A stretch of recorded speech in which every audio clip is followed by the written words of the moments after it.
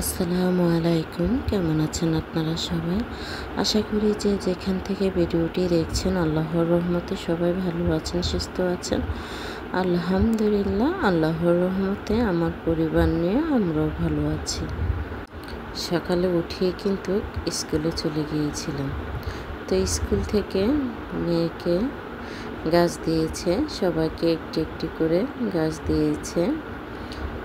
তো এই তো দেখেন, বাচ্চারা কিন্তু হাতে গাছ নিয়ে দাঁড়িয়ে আছে, সামনে স্যারেরাও আছে।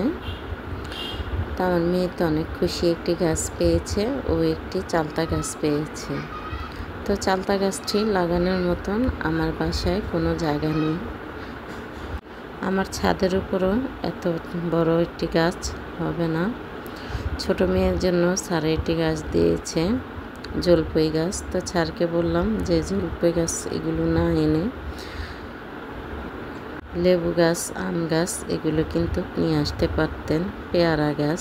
তো স্যারে বললো যে এগুলো তো আমরা নিয়ে আসিনি, আমাদেরকে আই চ্যানেল থেকে দিয়েছে।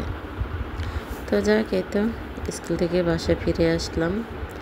বাসায় এসে দেখেন ঘরের কি অবস্থা। ঘর কিন্তু পুরো এলোমেলো হয়ে আছে। আপনাদের ভাইয়া এগুলো সব কিছুই সরিয়ে নিয়েছে।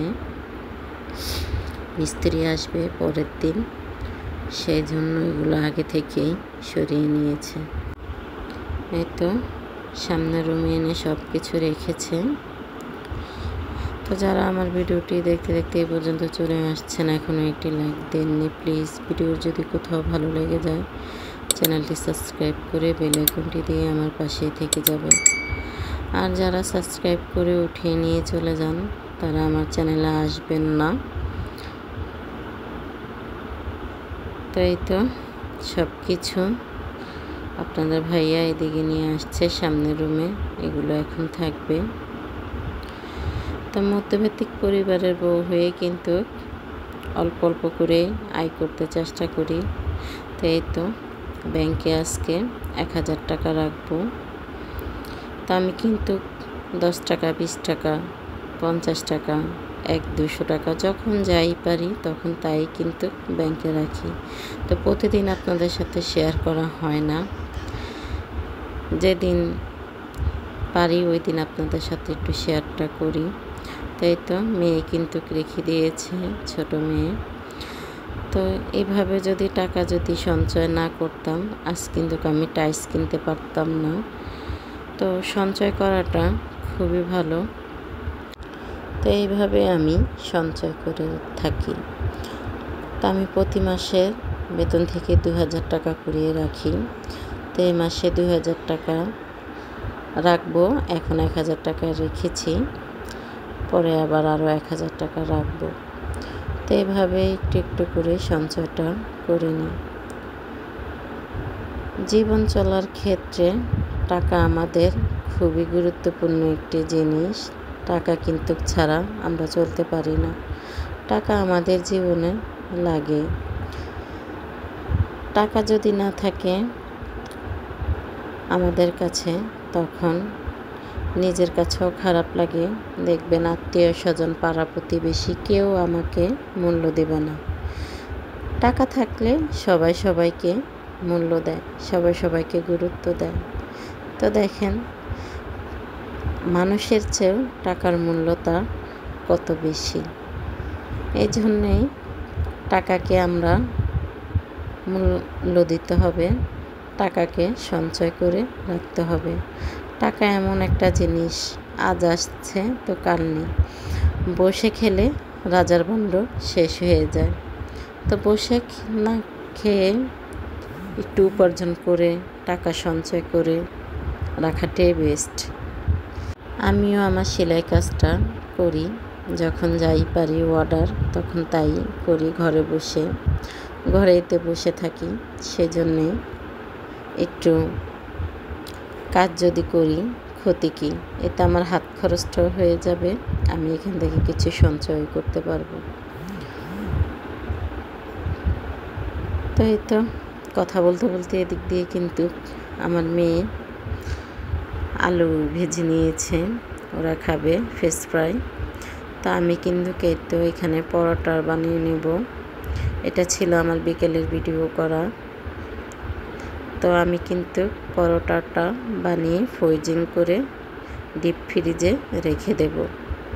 এই জন্য এখানে অনেকগুলো আটা নিয়েছি। আমি কিন্তু তেল আর লবণ দিয়ে আটাটা আগে মেখে নিয়েছিলাম অফ ক্যামেরাতে। তো এখানে আমি গরম পানি ব্যবহার করব। গরম পানি দিলে পরোটাটা একটু নরম সফট থাকে, আর ঠান্ডা পানি দিলে একটু শক্ত হয়ে যায়, তখন আর খাওয়া যায় না। সেজন্যে আমি এখানে গরম পানিটি দেব। আমার এই পরোটাটা আমি ডিপ ফ্রিজে সংরক্ষণ করে রাখবো। যখন প্রয়োজন হবে তখন এখান থেকে বের করে বাচ্চাদেরকে ভেজে দেব। আর বেশিরভাগ সকালের নাস্তায় বাচ্চাদের টিফিনে তো দিতেই হয়, তাই আগের দিনে চেষ্টা করি নাস্তা রেডি করে রাখতে। আর পরোটা আমি একটু বেশি করে বানিয়ে রাখি। প্রতিদিন তো পরোটা বানানো সম্ভব হয়ে ওঠে না, সেজন্য একদিন একটু বেশি করে বানিয়ে আমি ডিপ ফ্রিজে রেখে দিই, আমার চলে যায় বেশ কিছুদিন। তো ফ্রোজেন পরোটা আমি কখনোই কিনি না, আমি বাসায় এভাবে পরোটাটা বানিয়ে নিই, তাহলে তো খরচটা অনেকটা কমে যায়। তা আপনারাও কিন্তু এভাবে পরোটা বানিয়ে ডিপ ফ্রিজে রেখে দিতে পারেন। ফ্রোজেন পরোটা যদি কিনে নিয়ে আসেন, এতে দেখা যায় সংসারের খরচটা অনেক বেড়ে যাবে। তো এখানে কিন্তু দেখেন আমি এই আটাটুক দিয়ে আমি এখানে প্রায় আমার 20টা পরোটা হয়েছে। আমি কিন্তু পরোটা বেশি মোটা করি না, আমি একটু পাতলা করে বানাই। মোটা আমার খেতে ভালো লাগে না, আমি রুটিও পাতলা করে বানাই। তাই তো এভাবে আমি প্রতিটা পরোটা এখন বানিয়ে নেব। সংসারে একটু খরচ কমানোর জন্য একজন গৃহিণী সব কিছুই করে, নিজের শখ আহ্লাদ সব কিছুই বিসর্জন দিয়ে চেষ্টা করে সংসারের জন্য একটু আয় করতে, একটু ভবিষ্যতের কথা চিন্তা করে, ছেলে মেয়েদের কথা চিন্তা করে। তো অনেক হাজবেন্ড আছে যে তাদের ওয়াইফকে তারা হাত খরচের টাকাটা দেয় না, তারা ভাবে যে ও বাজে খরচ করবে। আসলে এটা কিন্তু ঠিক না। ওয়াইফকে যদি আপনার হাত খরচের টাকাটা দেন, ওটা কিন্তু রেখে দেয় আপনার ওয়াইফ, তখন একটি সমস্যা আপনি পড়বেন কি, মাস শেষ আপনার হাতে টাকা নেই, আপনার হাতে কিন্তু কুনিয়ে দেখবেন 2000 টাকা বের করে এনে দেবে। একজন গৃহিণী সংসারের জন্য অনেক কষ্টে সে করে। তো সবাই যদি তাদের স্ত্রীকে হাত খরচের টাকা দেয়, প্রত্যেকটা ঘরে দেখবেন স্ত্রীরা এভাবে সঞ্চয় করতে চেষ্টা করবে। অনেকে আছে দেখি, আমার ভাষায় এক ভাড়াটিয়া ছিল, অনেক দিন আগের কথা।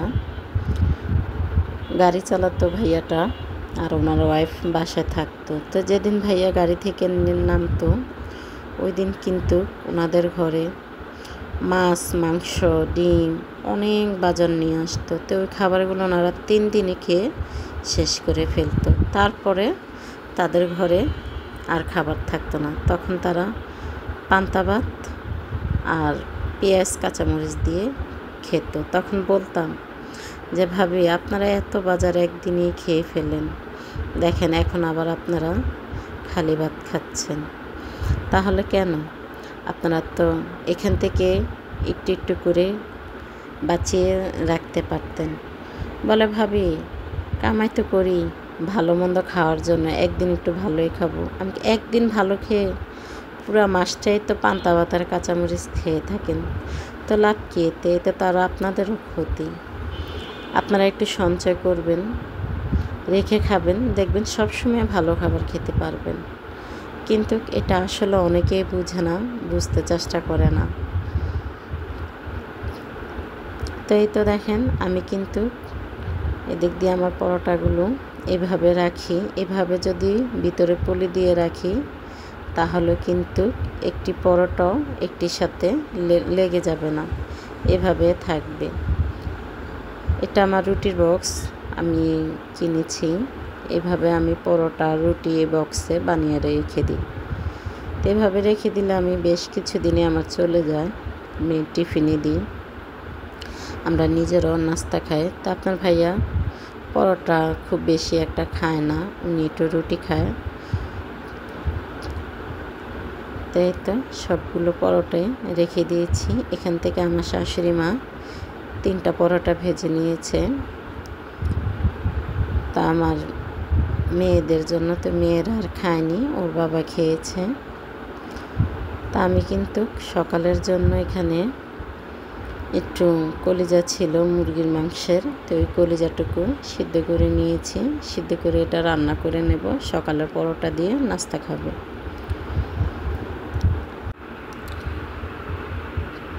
তো এই তো এখানে কিন্তু অফ ক্যামেরাতে আমি মশলাটা রান্না করে নিয়েছি। এখানে তো কলিজাটা দিয়ে দিয়েছি। এখানে আমি আলু দেব না, আলু দিলে আপনাদের ভাইয়া পছন্দ করে না, উনি আলু জিনিসটা কোনো কিছুতে পছন্দ করে না। তাও আমার শাশুড়ি মা পছন্দ করে, সেই জন্য প্রতিটা তরকারিতে আমি 1-2টো আলু দিই। তা আপনাদের ভাইয়াকে আলুটা বেছে দিতে হয়। আলু আমিও খেতে পারি না, আমার কাছেও খুব বেশি একটা ভালো লাগে না। এই তো এদিক দিয়ে কিন্তু আমার কলিজা ভুনাটা প্রায় হয়ে আসছে। এখানে কোনো পানি রাখবো না, আমি একদম শুকনো শুকনো করে রান্নাটা করেছি। এভাবে রান্না করলে আপনাদের ভাইয়াও পছন্দ করে, আমার মেয়েরাও খুব পছন্দ করে। তা আমি আবার কলিজাটা খেতে পারি না, কলিজা কেন জানি আমার কাছে খুব বেশি একটা ভালো লাগে না। তাই তো এখানে আর একটু পানি দিয়েছি, আরও একটু আমি রান্না করে নেব। আমি কিন্তু সব সময় সব তরকারিতে গরম পানিটাই ব্যবহার করি। গরম পানি ব্যবহার করলে আমার সিলিন্ডারটা অনেক দিনে যায়, আমি প্রায় 2 মাস রান্না করতে পারি আমার সিলিন্ডারে। আমি ভাত রান্না করি রাইস কুকারে, আর গরম পানিটা আমি কারেন্টের জায়গায় গরম করে নিই। খুব বেশি একটা বিল আসে না, খুবই সীমিত। এই তো আমার কিন্তু এখানে কলিজা ভুনাটা হয়ে গিয়েছে।